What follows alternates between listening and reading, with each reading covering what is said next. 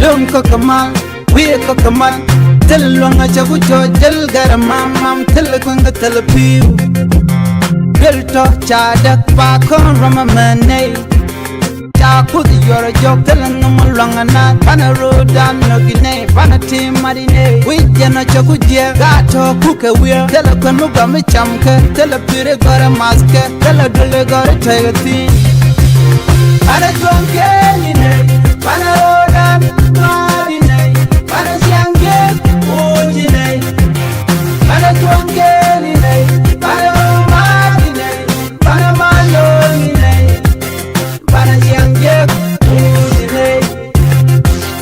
wena jet chindan nunga mal chindan bala tere kamle kun yen gweje niru gara ti chika bidong ba kana ke jega do degan bana jegeri nei pana ti mani nei pana pos gori nei Dena loy kon kunyal bana malinum ting bana body wuching bana re wuching kel bana tuange dinay bana rodan madinay bana siange ujinay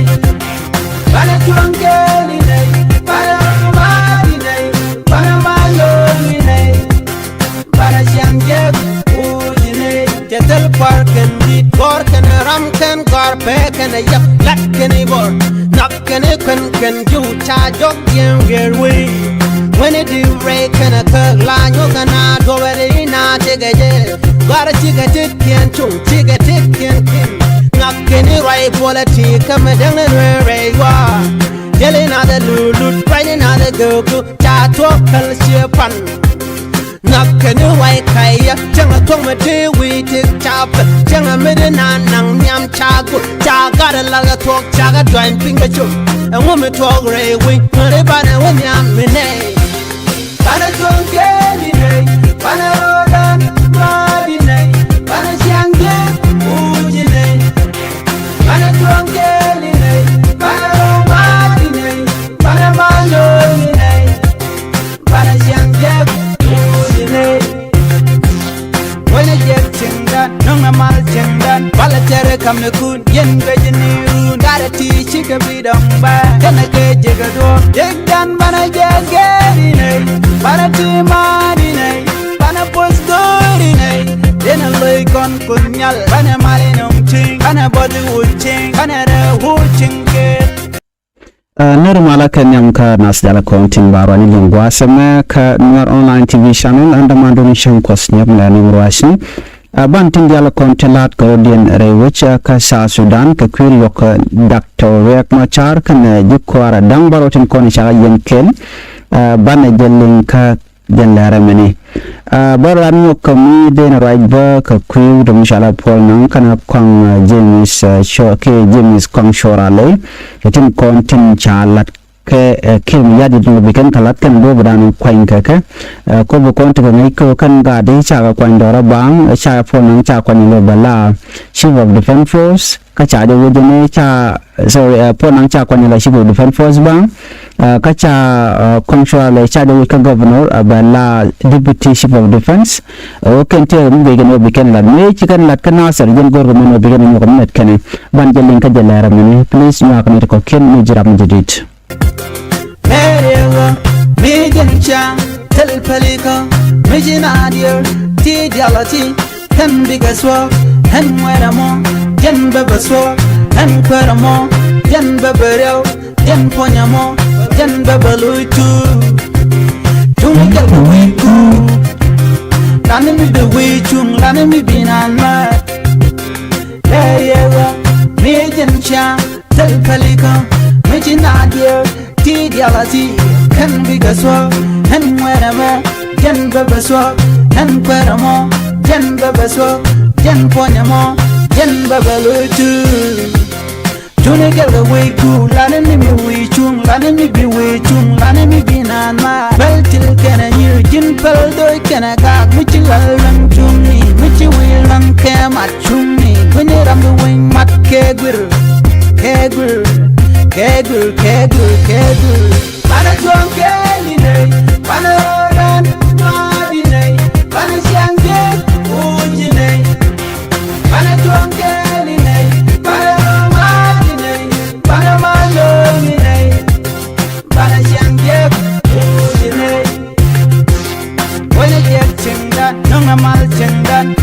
chere kam le kun yen gweji ni run gotta teach you can be done by can I get jigga do dig dan bana jageri nei bana timani nei bana pos gori nei then I lay con punyal bana mali nong ching bana body uching bana re uching ke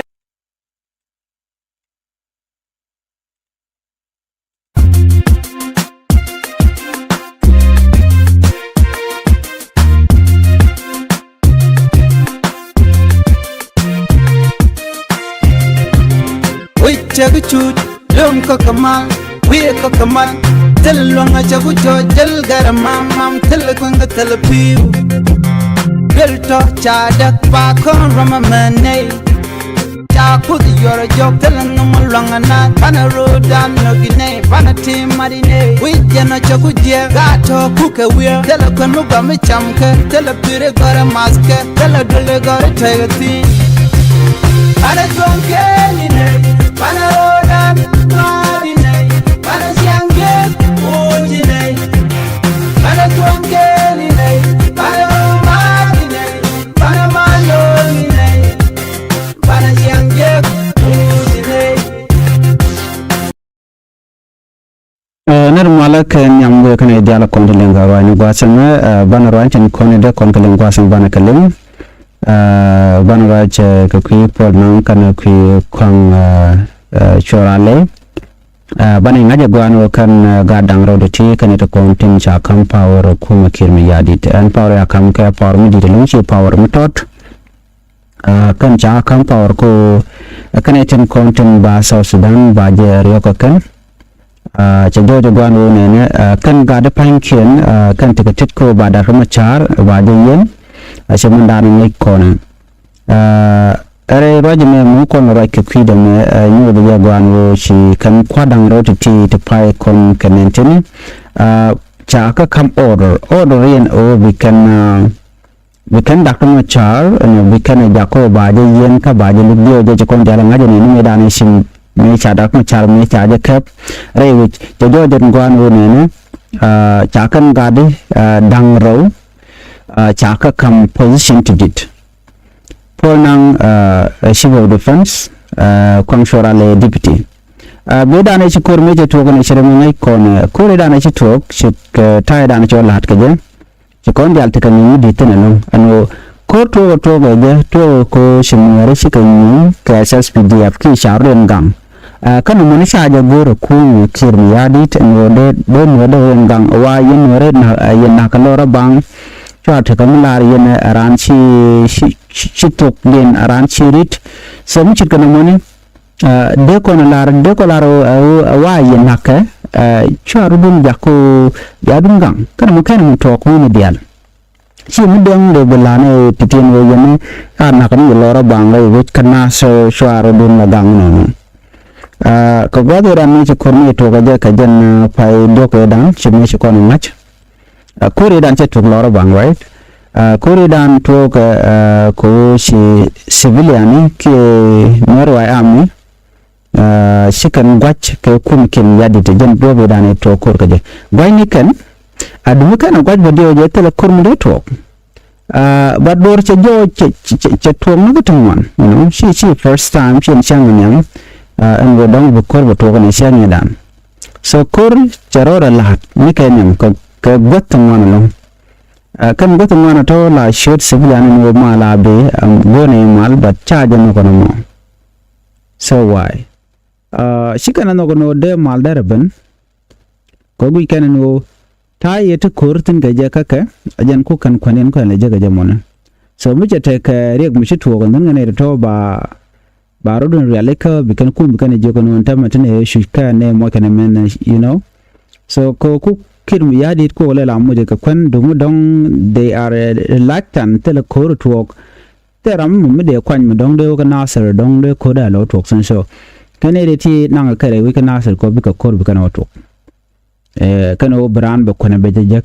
kono jega ka kuma kirmi yadi so mu kan kondo kan kon gwada kan fai tele we mi dong bi they do they jaga that is why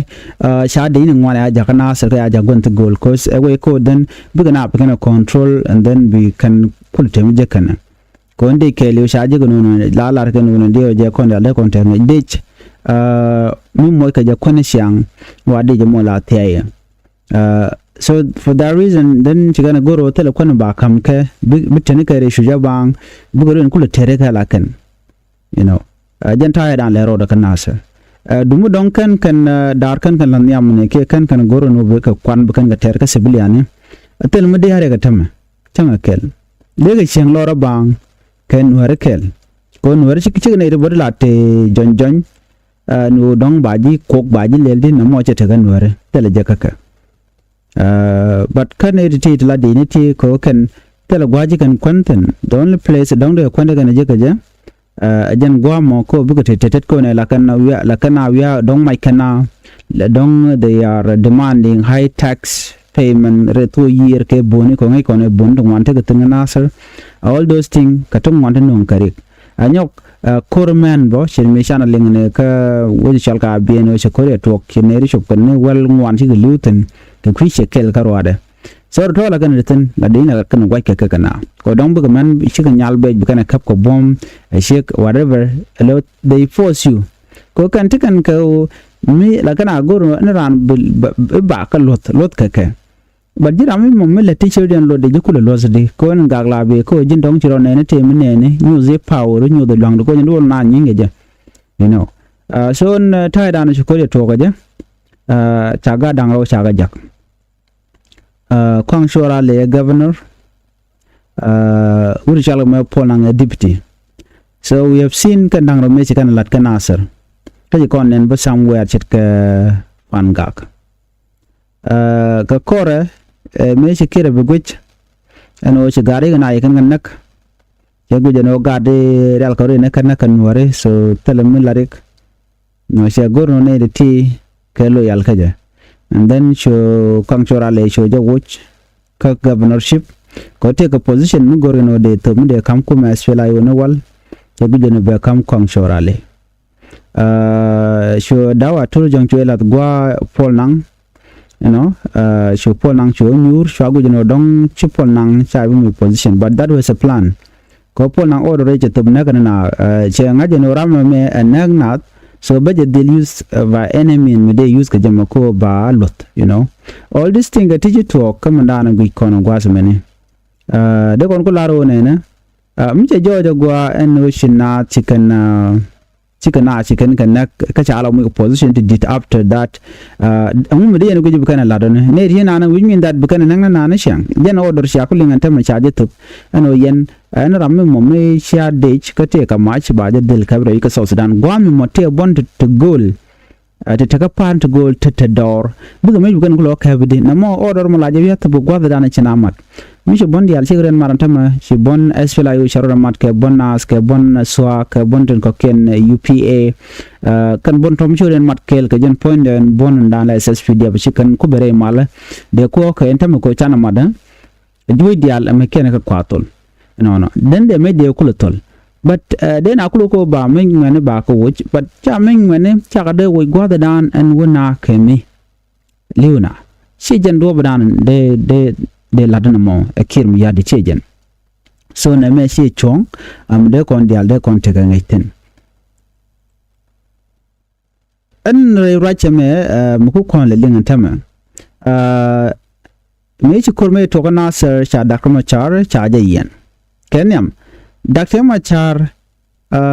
cha je joguno deri garte kon te chi pekre ulini te charen tore torbiele ko chi tore torbiele kashi kana cikin kana kan da ni SSPDF no dara ka facilitate de kanang de kai ba ko de nan rawi ke juba ke de nan ka apnal ka malakal mo chu da kama char chu nok bone ko guje no bene ka tin konde te tong mi ba ga jogon raje ken wer wa ami raje ka ko rapal ka ko la te kere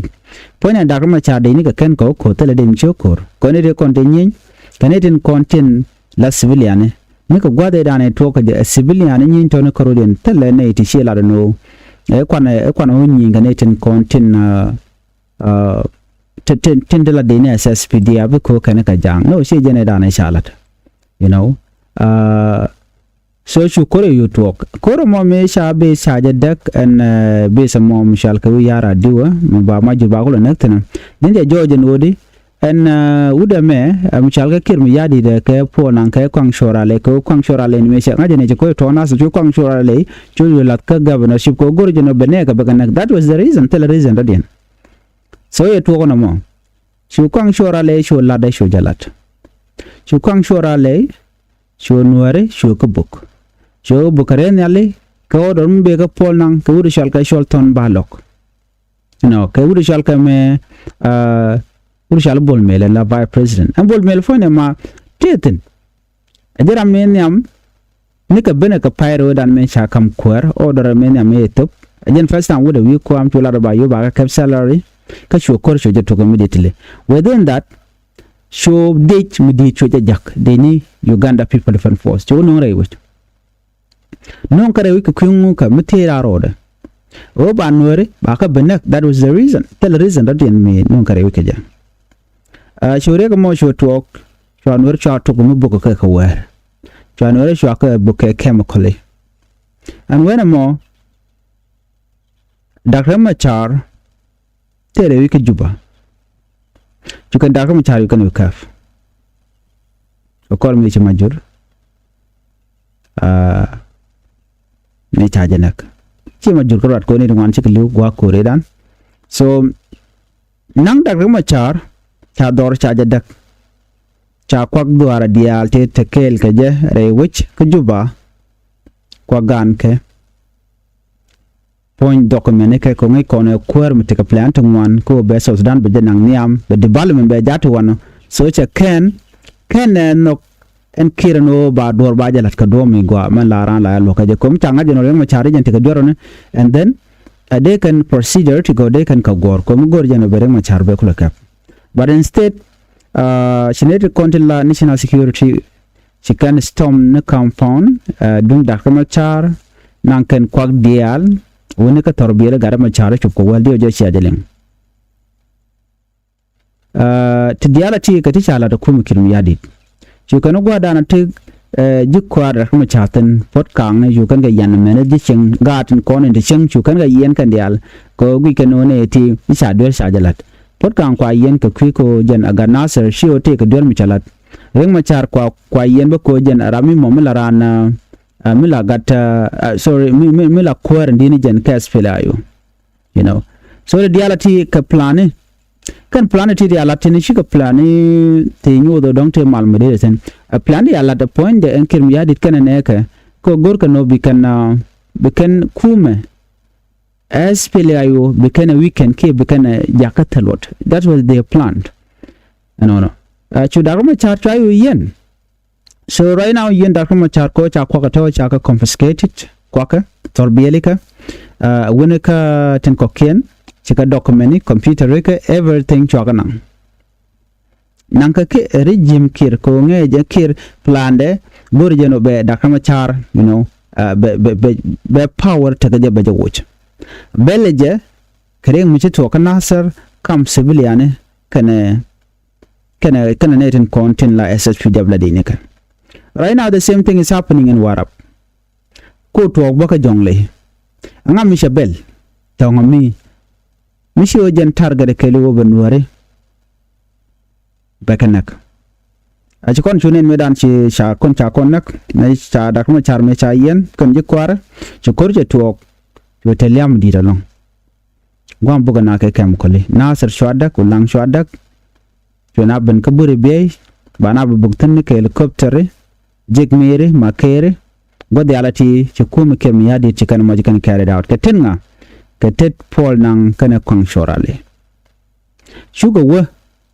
naka fan gak ni fan gagol fan gak chukana nyok mo bokane kade boga je kare nyal so in this plan mission ancho guju jama mission coordinated she simple thing modong de laro net let kan ngach no this is a coordinated plan. So Dr. Machar ba lugda baji lugan wale kachang yandang jok ude kel kapai weron kindang ro jandang ro ude dik jen Friday me ka luga ba luk shedaman chana ngajene lawyer ke Dr. Machar lawyer ne tin kon kwa Dr. Machar kwa defend ko ngai kana gwano riek Machar tel ber michalat tikene te kon te cha Dr. Machar ano cha jalat jor ano jan cha ber cha jalat te tin ngwane kan Dr. Machar kan tikeje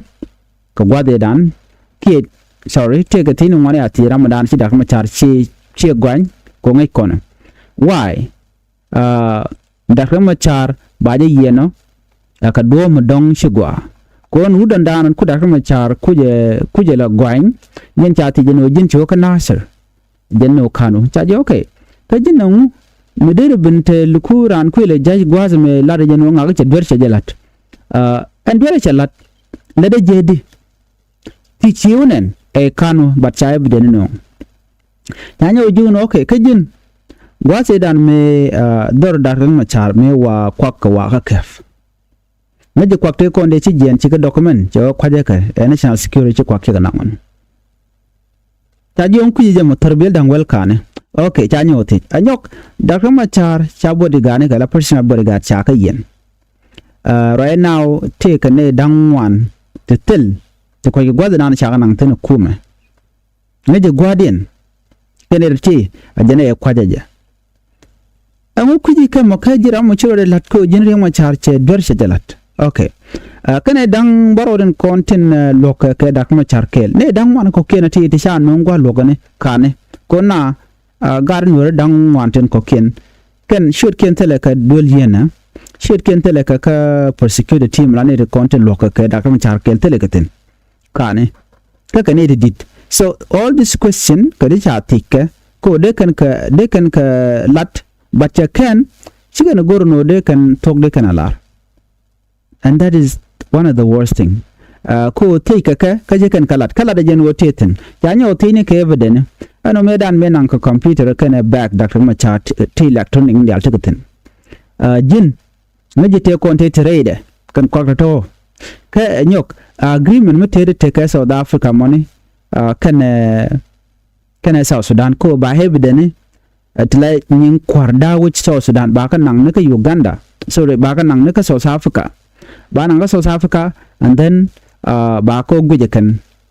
agreement den to kon ke warga mu do mu dong te ran mi ci der ci dir ba evident forensic evidence ba ga din nang ne ka wido den jani agreement te kan tele mi ci loiten so right now the reality ka tangwan kana neten kontin te kel ka Dr. Machar ko ken dial kon shanang torbele wona ka yo telephone kan dial ta jogo no biya ko no gwalo tan dena kana kunne no tite cha kana so kwana je gujbe ano ba doran ba je destroy makan carried out a gwa ka do badan de lat ke je ko do la lat ke legal e kume tingarna shi kor dumu dong me kor de ko okay ina mani ne che kor choro lel nena but it's not kor te na kana sar che tere wi ke juba kor te kana sar alojen gwada danen roal nathen kam de ne SSPDF kanetin kontila hali raiwich so mute ke something mudong de kan lat chit ko ba ko gwanyen o ye kor ne me dio ke je en wo she chicken che chwa ko de kan kwa de kan confiscated but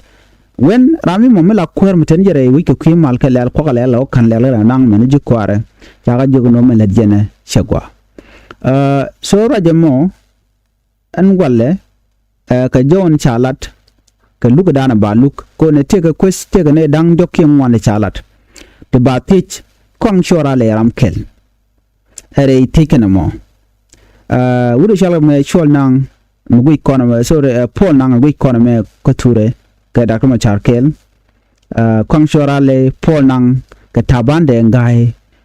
ka bolmel ka ezekielol wani ti te ka tet chicken investigation chicken lad before ka riek Machar kanan le kanan yen. So you mean that Nikan Lord Commandant ayan ka Dr. Machar don't we get no back on court because she court to Laura Bang because these are the people to content she investigation you can let ping already which are a legal engine can quality right now back and deal big beneka court big a bright catch up in court but take a cocaine to but walk ko shabu pel bang ki Dr. Machar ba no kan pankene de kone kwana lo nak especially Paul nang kong shorale wona kan ede ko kena to biya kan en ka court ka tay dan sigin wari kan ne ga jaga nasir ci bu tok lora bang ko cha ring Machar ring machar makan mai kan aja yot thong mi but ken Nuer Wai Army ni ton ke SSPDF ring macharon tere ke juba ko gor be mal ben mal machar gor kim yadit te machar yene je e ko ci korje to kana ser ka tele mal mi te yotten bade ko jeni she gor no de mal dare bin ko me che struggle je ring machar gor je no de ne te konte sha te ci tere torbiyeli kanin dang dok te tele kon tele piu gwal ma batte gare torbiyel taram naka ya gor dare je facilitate but you can so chu rek chu talk no more she rek de but you could talk on the way so no more karwade tie ja gade mu charing ma char chaja ku yen shikana yakan ko nak civilian ko right now lat kan ku de ni kana no ka civilian no kan edi choko di chana kan mo da tel mi chana la I don't think no chana touch in that part ko e ma da no batep ko ne me rek canadian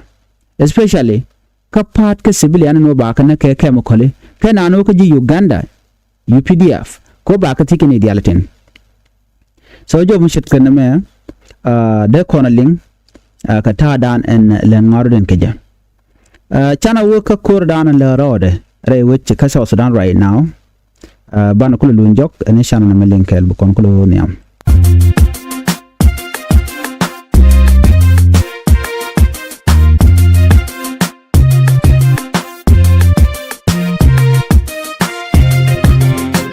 chagu chut lum ko kamal we ko kamal tel longa chagu cho jel garamam mam tel ko nga tel piu bel to cha dak ba kon rama mane cha ku di yoro jok tel ngam longa na pana rodan no gine pana tim marine we jana chagu je ga to ku ke we tel ko no ga me chamke tel pire gara maske tel dole gara tayati ana jonke ni ne pana rodan madine pana siange ojine pana jonke ni ne pana madine pana maloni ne pana siange ojine channel lu jok mal gwaz mena jo banlen gwaz me jo chala the chief of defense force la chief of defense force dung SSPDF wudi shalka me ponang gwaz me take order mi chet order me order be jelong ka ta danan wo kore kaje right now la kor shoro the chief nyokalo dio je kor ba jo ter dor shalka tonyis kan jongli so channel men linkel kam do bdan chal men chalat ponang me chaje nong wi kwam nong je ko jen be kurbe je to ka bana be kana ko zrun na garame jen scapegoat ke kirmi yadit run mo na ti jen ngum liu kana he should be the one mobile responsible ke batij kume you know kene diale ko ken ko ntam ko carry out lar dan let kirmi yadi da ke ta dan dong de na de ke liu je ko jen dan lede order mi to gwasa me cheneti content ka ton is chaga mo ke for the hour tane jen dang ngwani de badak tane jen ngwani badak la tirmi ganin dangro no biken me ken dial biken ka drop ke biken ka to biken ka kam ku me kirmi yadi ramu ke na shemshin mo shajalat no de jen wo bane to be khebo Chajitonyis County jang dan Takatonyis County ko Warab State chaga jogo no nena kani immediately gore jeno bia make deal bia ka to voluntarily make deal okay when I say make deal loreno any mo de takajimo be kam kuma kirmi yadi she pol nang chodor me chajitup an order me right now a order millad road and tam right now right kon Paul nang kan kwang shora le these are the people ten content kwa use and tema ko we can cordi ala content la rodian run ba ka chuti de kan kon ba ka run by the way cause enemy jeng led by the way la we be ke ji sha be lora ba shi Paul nang kan kwang shora le shi ko dor shi gane to no and wo Warab State ko la is ton is county shi kan mo ke 48 hour and we can make the al be kan ke latping ka be can surrender Canadian content la civilian no ajara we look he wanted that failure to comply with result in punitive action against violator rami mo we look no be mej ba kan un chiponang chela no bara mo ba jedel fanish kata dan kan lat keje we mean that we can connect helicopter ko jen ta dan len ngor den keje right? Ko government can already can South Sudan can terrorize, can ideal, can connect young, you know, cause right now medan young we can men can wear dong something good. They were laughing, quick and on it, and tell me especially jitonis, kakwiko she nyal deng nyal che jen, then do badan and dong be kajan o book a kajakaran al coach out book and dang jok, chagana manok to shogajan buckle, chicanatin corn, tin cocaine, tin one machete guard tiene men, chicken kajuka chicken wheat and content where much chicken kadekandial. So mnyu dodi there is a problem there. Okay, kata dan dong de kon lingaje. So 48 hours tin kon insha to be guard kam kan ga jang e wo mu te sha jan no bine yenak na many another issues ki another problem ke war ga misha gore ken goro de jeling ne ideal kata dan chicken na mi kan lakije. General Paul nang aramimo misha re la kan o be jeg dial bakalat. Okay, gui jen wo lerni mungo but kui jen wo jen scapegoat ka dakamacha ka kirm yadit, you know, ka kirm yadit ko derun mi wa na ro ka kirm yadit we kirm yadit la no ramne da ne cha me kim na me shelat anga e pona. So right now kuji pona nga mission amon system yor ko mone kir. So jen mo de ko linga no sikume marwai ke wuri shalka me kirm yadit kui kentin kon lat ka ka kui kan no kan yos kaneke kong shora le kwi jeno yos kaneja po nan kwi jeno yos kaneja ka do mu chiro dalut ru ba ga sho palde deka, you know, we can no don't take a discipline let kareja tama gwan boka natin, you know, for the hour bi ka to bi kam na ano ne de ti che kam tan jen ngone ba dak mu kana sha ka lus then by bug nyok of course kana jikan ga bug batel det ke liam sha report re which ngone mi ka tonyis but kana order kana top ka jen ton is amene jonglei chicken order den chicken top ka ki ngat do bon shal ke red bell group chicken ka mo ka warning jokan wona na mo e kana share dun report ka me kun kel ngoda ba pene ye bok ka jawda chicken lat. So what do you think gujede kume meneng ne ka guje no bela kume mogwa kume meneng ne ka shawe niam tele mogwa mala twokten. So that is why tating one to bury like a can contain betine, Madera and there taking a cadder to killing, cutting corner walk. So Name Gorjan or Diana link a tad and Chatogaja. Look the machar baja continue on Walla, Shiriman Shanangach, and Walla Balajan Shang and well Bakalian, ko ba look the machar baja look. Ka kwiko gore jeno reng machar kan je kware de ka yen but na me e warning mi cha to kone diala no mu reng machar mu waje yen ba je jono jini ci dor shelat ka do mo kana dor kana lat ka je anyu de jeno ci South Sudan che bo goye ci de mandana ngai kone right now tina ka between ko won kirm yadid whether ba je wuka bom ke ba je wuch ke election kan two things that remain abianga jeno shi wuri shalka men ya deng nyalo already she larno mo kan sha transitional government sha jare alaka kum kirm yadid ba maj ba je yot that is it tel no dien misalat ajen ba maj ba je yot so let think mu wa maj ba je yot ne al deng nyala ba janken ba gare alaka bi nyen ka kirm yadid ko right now ba jo kam jani kan wati kujame ter kan ko de ma der tin ne de kon shala ji ko tor ka tin ga kujame ne. So what do you think will happen mu jen wo tele at kam mi go mi ben ka kum kirm yadid mu fail, you know, but fall engine mu no di bu kuma da baro da tek that is what is happening right now. Ko ancha interview dung ne da nyal jenen Michelle yang sha gujano there's some serious issue mu to kray wike South Sudan ko an gude shala ne da nyal te kel ga kim yadi, you know, mala da longen the same thing lat ke Dr. Machar lat Dr. Macharo national election lat ke je the same thing lat ke je nyal deng nyal antero nyal deng nyal ne ka tongis kan kwala targa no ne ti dong e kan ne amene de kontila red bell group bala je no dong de kaneke so jen ta dan let kel mi yadi de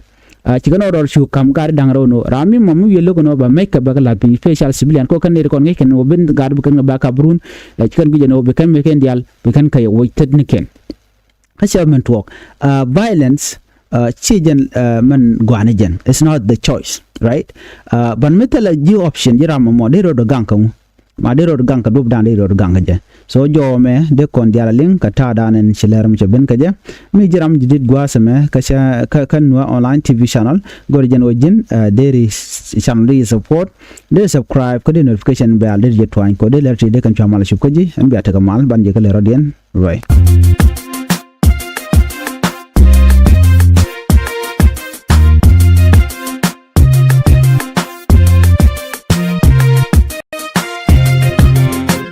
chagu chut lum ko kamal we ko kamal tel longa chagu cho jel garamam mam tel ko ngatal piu bel to cha dak pa kon rama mane cha put your job tel ngum longa na pana rodan no gine pana tim marine we jana chagu je gato kuke we tel ko no gam chamke tel pire gara maske tel dole gara tayati ana jonke ni ne pana rodan marine pana siange ojine ana jonke ni ne pana marine pana maloni ne pana siange ojine wala jet chindan nunga mal chindan bala tere kamne kun yen gweje ni run gara ti chike bidong ba kana ke jega do degdan bana jageri ne bana ti mani ne bana pos gori ne dena loy kon kunyal bana malinum ching bana body wu ching bana re wu ching